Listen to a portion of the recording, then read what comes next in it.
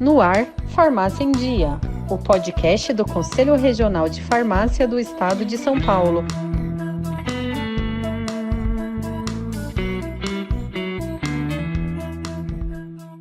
Olá, farmacêutico, farmacêutica, mais um podcast do Conselho Regional de Farmácia. É um prazer estar aqui com vocês e hoje para falar de um assunto extremamente importante, que é um assunto sobre assédio, né? Principalmente quando a gente fala em assédio na área de trabalho, no local de trabalho. E nós somos extremamente insistentes, trabalhamos muito para trazer hoje para vocês, para conversar com vocês, uma pessoa maravilhosa, a Luciana Baruch, de um conhecimento enorme, né? A Luciana é pioneira em fiscalização de assédio, é médica pós-graduanda em psiquiatria, é advogada, atua como palestrante, mentora, auditora fiscal do Ministério do Trabalho, emprego há 16 anos. Eu acho que esse 16, vocês vão ver aí pela fotinha, é meio mentira dela, porque ela é muito novinha para 16 anos já como fiscal. Mas olha a história que a Luciana nos traz. É mestre e doutora em Direito, especialista em riscos psicossociais e saúde mental do trabalhador, médica e pós-graduando em saúde mental e psiquiatria, pioneira na realização de ações fiscais bem-sucedidas de denúncia e assédio no Brasil e reconhecida como referência em assédio moral e discriminação dentro das organizações. Então, não é à toa que a gente trabalhou muito. E, Luciana, muito obrigada, doutora. Eu gostaria muito de agradecer em nome do Conselho a sua participação e vou deixar aí para você dar as boas-vindas aos farmacêuticos e farmacêuticas que estão nos ouvindo. Bom, muito obrigada, pessoal, de verdade. É uma honra estar aqui, conversar com vocês sobre esse assunto, que é da maior importância, é um assunto no qual eu estou engajada há quase 15 anos já,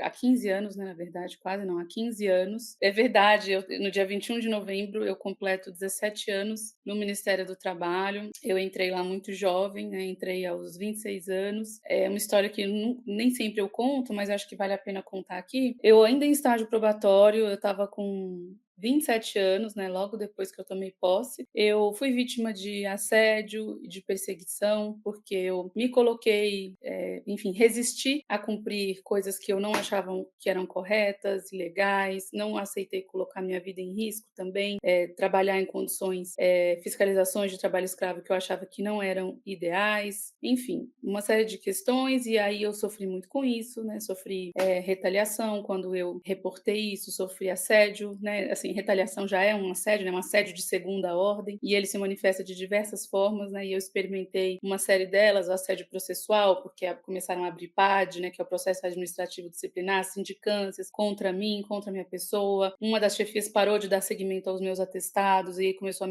me atribuir faltas, e em função disso eu acabei perdendo o cargo de auditora. Eu recuperei, né, poucos meses depois, mas ainda assim foi um fato super grave, foi um grande trauma para mim, né? Um trauma verdadeiramente que aconteceu no trabalho. Acabei ficando afastada por 1 ano e 8 meses, tive o adoecimento por depressão relacionada ao trabalho reconhecido, então foi um adoecimento ocupacional. Quando eu retornei, né? Retornei em São Paulo, já em 2009, isso tudo aconteceu em 2008, no final de 2009, já era quase 2010, eu costumo dizer que houve um dano, né, no meu projeto de vida. Eu não planejei me especializar nesse tema de saúde mental e trabalho, mas eu não tive outra opção. Então eu fui estudar isso loucamente, fiz mestrado, doutorado, fiz 5 anos de fiscalizações nesse assunto, né? Fui pioneira no Brasil em tratar esse tema dentro do Ministério do Trabalho, enfrentei muita resistência nesse período e segui fazendo palestras, conscientização. Hoje tenho perfil no Instagram, Assédio Net, há uns 3 anos já, que está crescendo e que tem dado resultados importantes conforme eu recebo das pessoas. E é isso, agora também sou médica, né? Me formei médica o ano passado, então também atendo pessoas, né? Em sua grande maioria são pessoas que sofreram de adoecimento, né, no trabalho, muitas com burnout, outras têm sequelas do assédio, né? As patologias do assédio, elas são muitas, às vezes é o burnout, mas nem sempre muitas vezes aparece o estresse pós-traumático, depressão propriamente dita. Então essa é a minha história, né? E a razão pela qual eu me envolvi com esse tema de uma forma tão visceral, né? né? Foi realmente um dano aí ao projeto de vida. Eu precisei disso para me curar, para sobreviver e para me entender também como pessoa que passou por uma grande violência no ambiente de trabalho. Olha, doutora Luciana, é admirável a sua história, porque assim, de algo tão impactante, né, que pode mudar uma vida de uma pessoa, você conseguir ainda se levantar e criar toda uma dinâmica para poder ajudar os outros, né? Porque é muito difícil a pessoa entender, e é até por aí que eu quero começar a conversa, né? Como que você define o que é assédio no ambiente de trabalho e quais são as formas mais comuns? Porque o que eu vejo muito é que a pessoa não reconhece, não consegue nem perceber que ela está sofrendo um assédio no local de trabalho dela.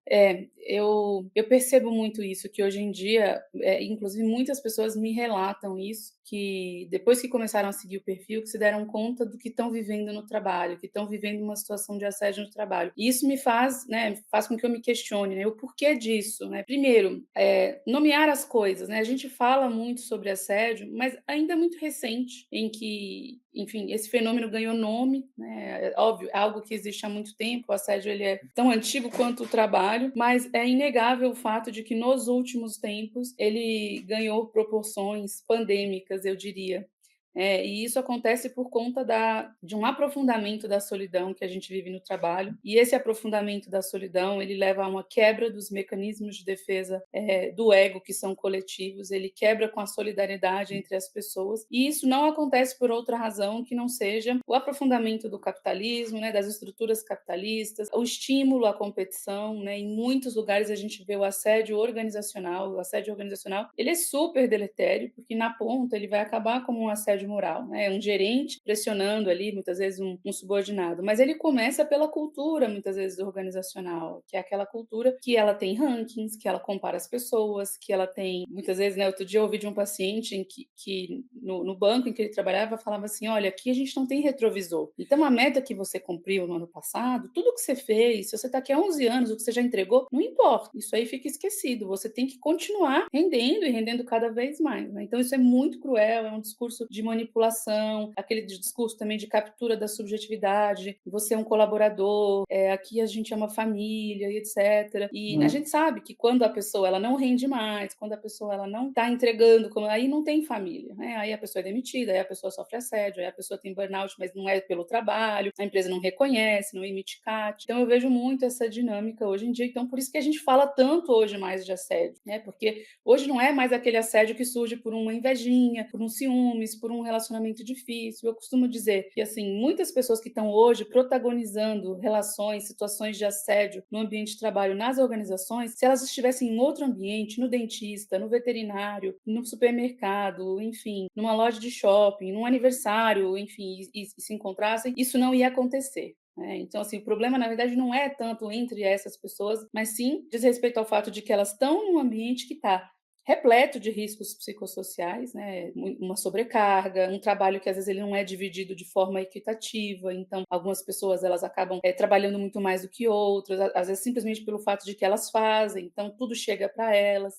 são cobradas, muitas vezes não são reconhecidas, uma comunicação insuficiente, ineficiente, às vezes uma ambivalência na função, né? A pessoa ela tem que tratar bem o cliente e tem que ser rápida, então como que ela cumpre tudo isso ao mesmo tempo, né? O que eu chamo até de um assédio por dissonância cognitiva, que é algo que é muito sutil muitas vezes. Então, assim, é muito difícil eu dar uma definição que ela cobre tudo de assédio, né? Eu falar assim, antigamente se falava assim, gritos, humilhações, isolamento, sobrecarregar a pessoa com tarefas, mas na verdade, assim, as situações pelas quais o assédio se manifesta, elas são as mais diversas, as pessoas são super criativas, né? As organizações são muito criativas, e o assédio, ele sempre vai surgir, muitas vezes, de situações que são cotidianas no trabalho, e elas vão ser distorcidas para que alguém esteja sendo oprimido, desqualificado, excluído, isolado, não contemplado de alguma forma. Então, assim, em geral é isso. Existem hoje muitas formas de assédio que elas são absolutamente sutis, assim, veladas mesmo, que se chama de passivo-agressivo. Então, eu costumo brincar, né, que o assediador assiste a minha palestra, às vezes até segue o meu perfil, assim, e tal. E muitas vezes o assediador também ele é um assediado, né? Então ele assedia e ele sofre assédio. Existe também essa figura complexa hoje nas organizações.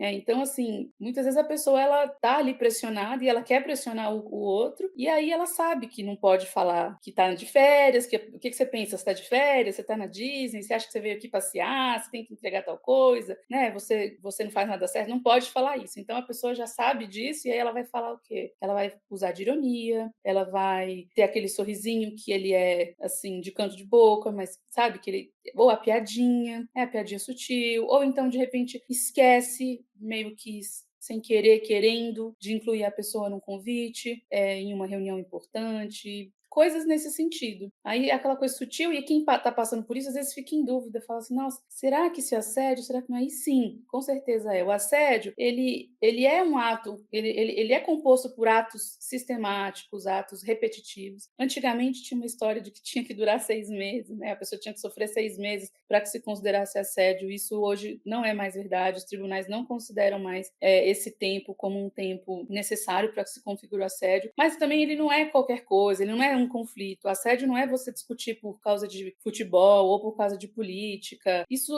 são conflitos, isso são opiniões diferentes. Ou às vezes até por uma questão de trabalho, às vezes duas pessoas podem estar discutindo feio, assim, sabe? Até se alterando um pouco, mas ainda assim aquilo ser uma discussão, né? Uma divergência de opiniões e não ser um assédio. O assédio, ele pode ser super educado, ele pode ser sutil, ele pode ser praticado por aquela pessoa que é, enfim, lobo em pele de cordeiro, que é um psicopata corporativo, que entra na sua sala e fala que vai te ajudar, e aí vai do outro lado e te envenena para outra pessoa, e a outra pessoa fica com raiva de você e você já não entende o que está acontecendo. E isso é assédio? É assédio moral? Na verdade, a gente chama de assédio moral, mas é um assédio que ele é específico, é um assédio psicológico, porque ele se baseia em jogos de interesses, ele se baseia em manipulação. O assédio psicológico é isso, ele trabalha com manipulação, o gaslighting, né? A pessoa achar que ela está perdendo a sanidade, que ela não dá mais conta. Então, assim, você não sabia disso, mas todo mundo aqui sabe. Mas você não mandou o e-mail? Você não tem uma apresentação pronta sobre isso? Mas todo mundo tem. Na sua situação, eu já teria feito tal coisa. Então, a pessoa começa sabe, a hesitar, a não confiar mais nela mesma, a duvidar dela, da capacidade, inclusive. Né? Ou então, quando ela vai questionar alguma coisa e a pessoa fala que ela está alterada, que ela é sensível demais, que para ela tudo é mimimi. E aí ela começa a ficar assim, sem referência. Será que eu que preciso pedir desculpa? Será que eu que errei? Então, tudo isso é assédio psicológico, é violência psicológica, é abuso psicológico, é manipulação psicológica. O assédio moral, estrito senso, de forma específica, seria aquele tipo de assédio que atinge a pessoa, a boa fama, a honra, a reputação dela ou da equipe dela, ou de um trabalho que ela fez, ou de algo que se liga a ela de alguma forma. Então, a gente divide as violências em violência moral, violência psicológica, violência física, violência patrimonial. Então, às vezes tem isso também, se a gente está falando de uma empresa familiar, a pessoa, eu vou te pagar tal coisa e depois não paga, ou promete-se promoção e que nunca chega. Isso acontece também, né, no mundo corporativo, né? A pessoa vende-se um futuro ali, manipula-se a pessoa para que ela se engaje, trabalhe muitas horas, trabalhe final de semana, né? Vista a camisa e depois o que foi prometido nunca chega, nunca chega, né? Então, isso também não deixa de ser um assédio psicológico, porque se baseia nessa manipulação a partir de um ponto de fragilidade que aquela pessoa tem. O ponto de fragilidade ele pode ser usado tanto para iludir a pessoa e depois falar, nossa, mas não tem nada disso. Não, mas quem vai ser promovido vai ser fulano. Quanto também para desmoralizar a pessoa. Então, assim, nossa, eu sei que isso é um ponto frágil para ela, então eu vou atacar exatamente ali. Tá? Nossa, eu sei que ela tem um problema com essa questão, então é ali que mesmo que eu vou falar. Então, isso é muito comum, tanto no serviço público quanto no setor privado. Então, é isso. São situações em que a pessoa se sente desqualificada, se sente humilhada, se sente isolada, se sente excluída, se sente diminuída, se sente comparada, se sente, sabe, um embaraço, assim, uma vergonha, um constrangimento, sabe? Ou se sente mal mesmo, adoecida, começa a sentir medo, porque ela está sofrendo algum tipo de ameaça que pode ser direta, física, concreta, mas que também pode ser velada, ameaça de demissão, ameaça de descomissionamento, ameaça de não ser promovida, ameaça de não receber isso ou aquilo, ameaça de não receber ninguém na equipe e ficar com a equipe desfalcada. Enfim, são tantas as possibilidades que é difícil da gente cercar assim o conceito e falar, nossa, é isso aqui e nada mais entra aqui. A verdade é que quando a gente define, a gente está cobrindo aí uns 90% das situações de assédio, mas assim, até hoje, todos os dias eu me surpreendo com situações sabe, assim, inusitadas, e eu falo assim, nossa, gente, que criativo isso, mas não deixa de ser um assédio. Agora você imagina, doutora, que nós estamos falando de uma profissão que é 80% de mulheres, quase 80%. E uma profissão que tem as suas características muito particulares, né? Então, vou dar alguns exemplos. Muitas vezes o farmacêutico não recebe os EPIs, né? Isso pode ser considerado uma forma de assédio. A gente tem muito a questão de que o farmacêutico tem o direito, né, a ir ao médico, tem o direito a fazer algum curso, isso é previsto no Código de Ética, mas o estabelecimento tem que garantir assistência farmacêutica. E se não garantir e tiver fiscalização, o estabelecimento é multado. E nós recebemos relatos de que proprietários passam essa multa para o farmacêutico pagar, ou muitas vezes ameaçam, mas é um direito dele, previsto no Código de Ética, que ele faça isso, e é uma obrigação do estabelecimento arrumar um outro profissional para colocar no lugar, enquanto o farmacêutico precisou se ausentar por algum motivo. Então, a gente tem uma pressão enorme. Além de tudo isso, nós temos a questão comercial. Muitas vezes, o farmacêutico precisa se impor tecnicamente no estabelecimento para que não ocorra algumas infrações visando simplesmente o comércio de medicamentos. E aí ele sofre algumas situações que nos chegam que assim, é até absurda para nós. E são mulheres, e sua maioria são mulheres, e mulheres muito novas, né? Normalmente aí dos seus 21, 22 anos que saíram da faculdade e que estão na maioria nas drogarias. Fora a sobrecarga que elas têm de emprego, de tarefas, realizando tarefas que não são, né, da sua alçada, que era previsto para o farmacêutico realizar, gerando problemas de saúde que não são aceitos pelo próprio empregador. Então, nós temos relato principalmente das farmacêuticas, de situações extremamente complicadas. E já aproveitando até a sua situação que você nos colocou no início, muitas vezes essa questão do assédio leva a problemas de saúde, né? No seu caso, levou à depressão. E aí eu queria que você falasse um pouquinho quais são os principais problemas de saúde e como a gente conseguir atrelar isso. Olha, este problema de saúde vem em decorrência daquela situação de assédio. E se isso tem alguma situação que favorece depois o profissional quando comprova essa ligação entre a situação e a questão do assédio. Essa situação que você me relatou, que acontece com as farmacêuticas, né, já que são mulheres em sua grande maioria, com os homens, ainda que em minoria também, isso provavelmente é algo que acontece, mas claro que para as mulheres o efeito é maior, depois eu posso até falar, né, sobre isso, fazer um recorte de gênero. Seguinte, são situações de riscos psicossociais, que você fala assim, muitas vezes a pessoa ela tem várias coisas para fazer ao mesmo tempo, né? E muitas vezes isso não necessariamente é um assédio, mas são problemas que existem na organização do trabalho e que, se não tratados, se não resolvidos, levam ao estresse crônico.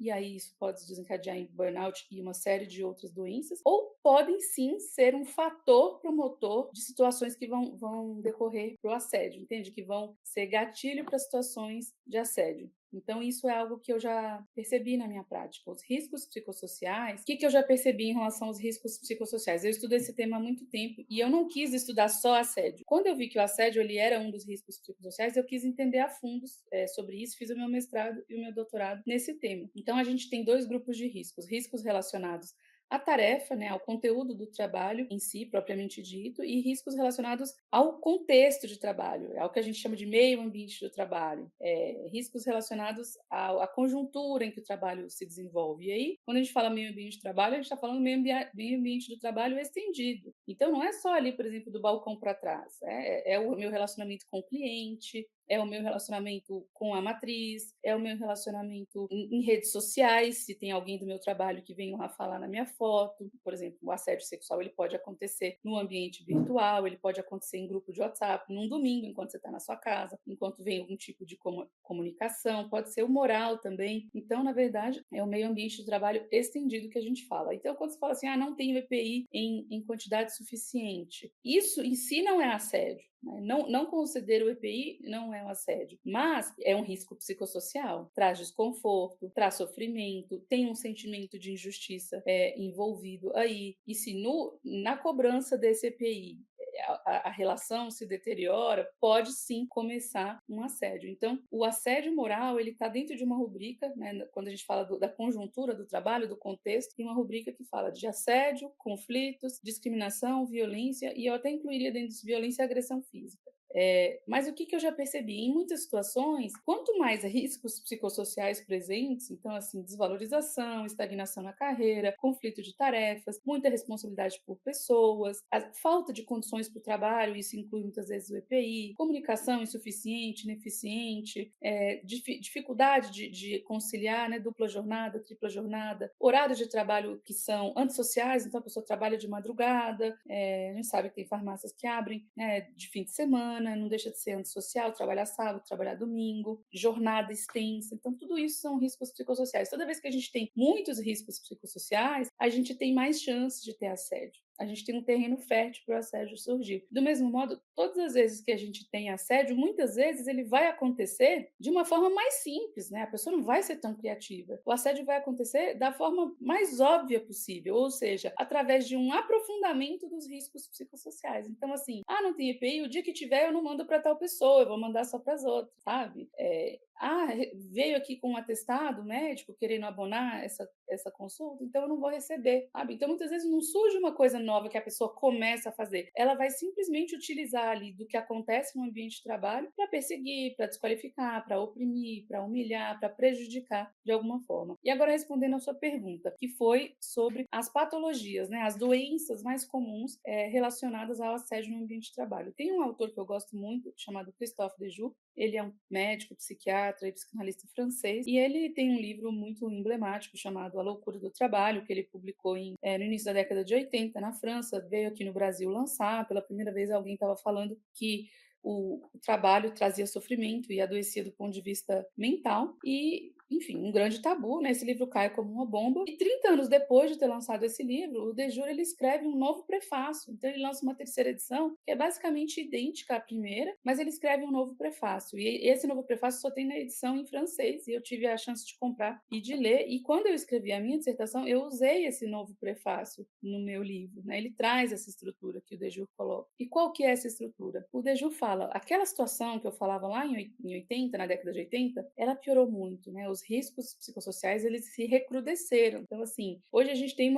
uma tensão muito grande nesse assunto, porque a gente tem muita competitividade entre as pessoas, então é o que ele chama de chacun pour soi, cada um por si. Ele fala do mito da qualidade total, então que a gente importou esses modelos de gerenciamento norte-americanos, japoneses, just in time, Kanban, Kaizen, melhoria contínua, estoque zero, Fordismo, Toyotismo, Taylorismo, enfim, e as novas versões desses modelos também, com, enfim, novas roupagens, mas no fundo é isso, né? Assim, uma compartimentalização muito grande, uma metrificação muito específica de tudo, uma avaliação da pessoa em diversos aspectos, uma avaliação individual também do desempenho e não da equipe, o que também é muito problemático, porque quem que é bom em tudo? Ninguém, e aí você no final é avaliado por tudo, e isso é muito tenso. Então ele fala esse mito da qualidade total, né, de que a gente pode atingir o que um modelo desse gerencial espera de nós, e não tem como, né? Nós mulheres, a gente cicla, nós em geral temos fases da vida, andropausa, menopausa, férias, perdas de pessoas queridas da família, problemas pessoais, problemas financeiros, câncer de mama, câncer de próstata, enfim. A nossa vida produtiva ela é variável, Tem dia que está tudo bem, a gente produz mais, tem dia que a pessoa, né, está ali lidando para adaptar uma criança numa creche, enfim. Então, esse é o fator humano. O fator humano, a gente precisa levar ele em consideração. Então, isso que o Dejoux, ele fala quando ele fala do mito da qualidade total, como se isso pudesse ser atingido com pessoas, quando nem mesmo com máquinas a gente atinge, porque a gente sabe que em indústrias existe setor de qualidade, existe não conformidade, existem produtos que são descartados, que não vão para a prateleira, que não vão para o consumidor. Então, assim, se nem a máquina, né, consegue ter 100% de entrega o tempo todo, nós muito menos. Então, ele fala disso, e um terceiro ponto que ele coloca é a tolerância do Estado vis-à-vis. Ele está falando do Estado francês, mas no caso do Brasil isso é muito mais verdade. A gente vê uma negligência com esse assunto de saúde mental, assim. Hoje está falando-se um pouco mais, mas ainda não se faz muita coisa a respeito, sabe? Não se faz nada de muito concreto a respeito em termos de política pública, em termos governamentais. Eu falo isso, assim, não é tentando ser alarmista, é com tristeza mesmo, porque eu estou há muitos anos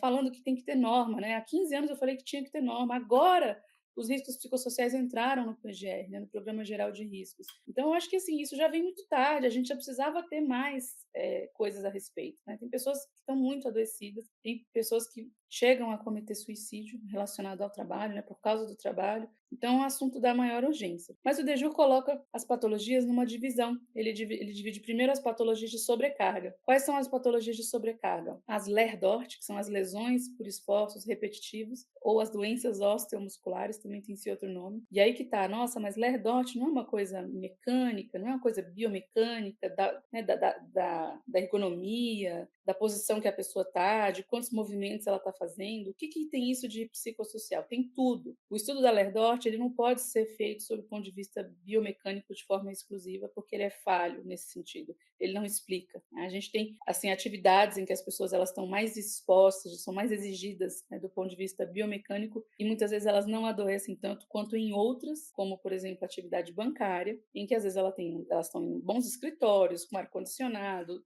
tudo conforme o esperado e, no entanto, em função da pressão, em função do estresse crônico, em função do assédio organizacional que sofrem, as pessoas desenvolvem Lerdort, o que comprova que o melhor estudo dessas doenças é o estudo biopsicossocial, porque a Lerdort, em sua grande maioria, né, dos casos, ela se manifesta como uma expressão somática do sofrimento psíquico no corpo físico. Inclusive, falando em mulheres, olha só, tem um estudo do Ministério da Saúde que fala que 80% das vítimas de Lerdort são mulheres. E mesmo quando elas estão numa mesma função que os homens, ainda assim elas adoecem mais por causa dessa patologia. E a explicação tem a ver com o fato de que tem a ver com a questão psicossocial. Porque assim, elas estão na mesma função, então exercendo o mesmo tipo de atividade, de movimento, muitas vezes. Mas por que elas adoecem mais? Porque mesmo quando estão na mesma função, as mulheres elas têm um trabalho que ele é mais intenso em disciplina, elas têm menos liberdade do que os homens para exercer o trabalho daquela forma, elas sofrem mais com as questões também de gênero no trabalho, inclusive, e tudo isso influencia o adoecimento, ou seja, não é só biomecânico, né? Nunca foi. Eu diria até que é quase que mais psicossocial e não é que o biomecânico ele só passa a importar quando existe uma interpretação sobre aquela pressão, né, do ponto de vista biomecânico, que ali passa a trazer um sentimento de injustiça ou de inadequação daquele trabalho. Eu ainda arriscaria dizer isso, mas não fiz nenhum estudo, né? É só uma opinião aí de alguém que se debruça sobre esse tema há alguns tempos já. O que mais que ele coloca de sobrecarga? Ele coloca o karoshi. O karoshi é a morte por excesso de trabalho. No Japão é muito comum as pessoas morrerem no trabalho, né, por conta de longas jornadas, AVC, infarto agudo do miocárdio. O que acontece aqui no Brasil? A gente não tem karoshi no Brasil, só tem no Japão? Não, a gente tem no Brasil, mas isso não é reconhecido como sendo causado pelo trabalho e não é notificado. No Japão, o fenômeno ele é tão frequente que lá existe até uma karoshi hotline para a pessoa ligar e notificar os casos de karoshi, né? Mas a gente tem no Brasil, eu lembro que até no meu livro eu escrevo um capítulo, né? Por que morrem os cortadores de cana? Exatamente por isso, porque trabalham por produtividade e literalmente muitos deles trabalham até morrer. Então, karoshi, Lerdort, burnout também como uma doença de sobrecarga, né, o Dejour coloca. Eu ainda acrescentaria que é uma doença de sobrecarga em uma situação em que a pessoa tem poucos recursos para lidar com essa carga e uma situação também em que a pessoa tem uma dificuldade de reconhecimento no ambiente de trabalho. Então, o Dejour coloca essas três doenças como sobrecarga, né? Burnout, karoshi e as Lerdort. Mas ele também põe outras doenças relacionadas ao sofrimento psíquico no trabalho, que pode vir de qualquer, né, origem nesses riscos psicossociais. Ele coloca depressão, ansiedade. Em um outro ponto, ele põe os suicídios tentados e consumados. Em um outro aspecto, ele coloca as doenças pós-traumáticas, e aí vale a pena falar um pouquinho sobre isso. O Freud já falava, né, desse transtorno do estresse pós-traumático sem dar este nome há muito tempo. Ele chamava de neuroses de guerra, porque ele observava que os soldados voltavam da guerra todos com um quadro muito parecido, de flashbacks, evitação, pesadelos, suor noturno, alguns desenvolviam alcoolismo também, uma dificuldade, depressão, dificuldade de ter uma vida normal, não conseguiam ser produtivos novamente. E ele descreveu essa doença, né? A palavra traumáticos, né? Trauma vem de traumáticos, em grego significa ferida. Então, o trauma ele é exatamente isso, é uma ferida psíquica. O trauma psicológico ele é uma ferida psíquica. O organismo não conseguiu digerir, que não cicatrizou de uma forma boa, entendeu? E que gera ali uma interferência muito importante no funcionamento daquela pessoa em termos psicossociais, digamos assim. Então, esse é o transtorno do estresse pós-traumático agudo, e muitas vezes vem quando a pessoa tem a sua vida exposta, ou a vida de outras pessoas expostas, e ela presencia, geralmente de eventos agudos, assalto, né, assalto a banco, e o gerente às vezes é sequestrado, ônibus, motorista de ônibus que passa por assalto, seguranças que trocam, né, polícia que troca tiro com bandido, enfim, tem muito estresse pós-traumático nessa área, na área da saúde também tem, quem ficou na linha de frente do Covid, vendo toda aquela calamidade que foi, muitos desenvolveram estresse pós-traumático, mas recentemente a CID-11 ela trouxe um outro diagnóstico que é o transtorno do estresse pós-traumático complexo. O transtorno do estresse pós-traumático complexo, por sua vez, é um transtorno que, assim, ele tem toda essa característica de trauma, então a pessoa vai manifestar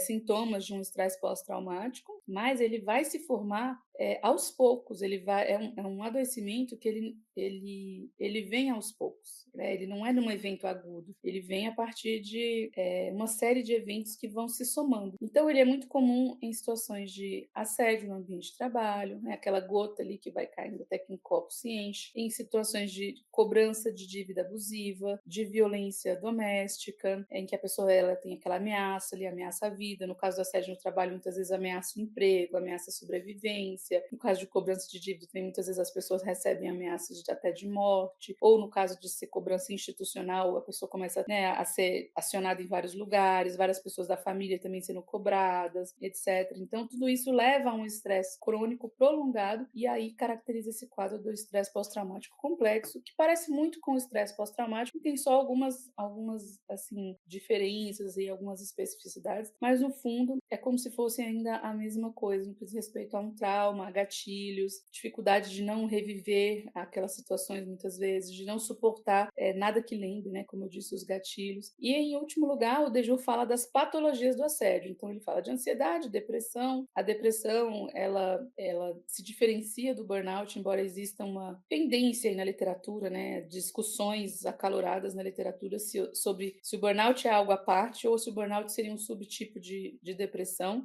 Eu acredito que o burnout seja um subtipo de depressão porque eu estudo outras medicinas, né, que não seja só a medicina ocidental. E na medicina chinesa e na medicina ayurvédica, esse quadro ele já é descrito, né? Na medicina ayurvédica seria a depressão do tipo vata, que é uma depressão que vem por esgotamento, por estresse crônico, né? Tem a depressão kapha, a depressão pitta, né? Na medicina chinesa aí já envolve assim, outras explicações, mas já é algo descrito há muito tempo. Então, eu não sei se seria algo exatamente assim tão novo, uma coisa à parte.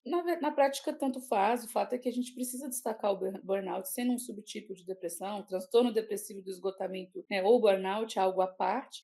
A gente precisa destacar, marcar e começar a reconhecer. E não é raro também a pessoa ter as duas coisas, né? Ter o burnout e ter uma depressão típica também, que às vezes vem depois, como comorbidade, às vezes já surge antes, né, dela ter um burnout. Ela pode eu já tinha depressão, já lutava contra uma depressão desde, sei lá, adolescência, que era meio crônica, e aí eu trabalhar num lugar e tive um burnout. Sim, as duas coisas elas podem também coexistir. Então, quando ele chega em assédio, ele fala, e o que o assédio causa? Ele fala, a gente fala em patologias do assédio. Na verdade, o assédio pode causar todos os tipos de patologias e geralmente ele vai se manifestar muitas vezes, inicialmente, com manifestações físicas, dor de cabeça, gastrite, palpitação, crise de ansiedade, a fibromialgia, dores pelo corpo. E aí, depois, né, transtornos de ansiedade, pode ser que a pessoa desenvolva burnout, depressão muito comum, relacionada a assédio no ambiente de trabalho. E, claro, outros tipos de adoecimento, poderia ter lerdose relacionado a assédio? Sem dúvida alguma, sem dúvida alguma. Eu escrevi esse ano